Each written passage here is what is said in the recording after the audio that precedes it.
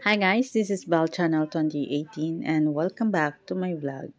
Magiging bahagi na rin ng drama series na Can't Buy Me Love ang kapamilya actor na si Jake Ejercito.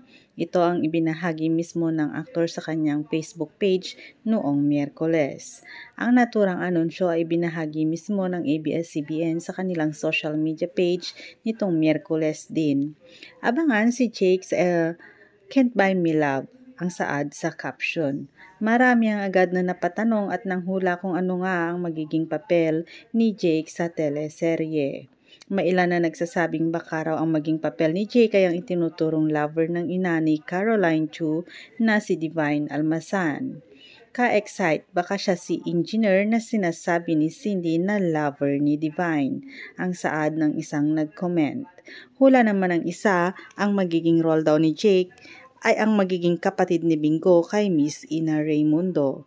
Baka maging isa sa supplier ng Mabenta Box o kaya magiging boss ni Irene, say naman ng isa. Palaisipan naman kung magkakaroon ba ng eksena sina Jake at Albi Casino. Aware naman ng lahat na parehas silang naging ex ni Andy Agenman. Matatanda ang sinabi noon ni Andy na si Albi ang ama ng kanyang panganay na anak.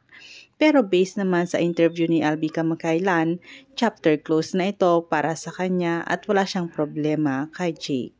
Pero based sa interview ng anak ni dating Pangulong Estrada kay Ogie Diaz, makikigulo siya sa eksena ni na Irene Chu at Snoop. Nagulat rin ako kasi out of nowhere nabigyan ako ng offer to join the show. Yung character ko is doon mapupunta sa character ni na Irene at Snoop. Ang kwento ni Jake.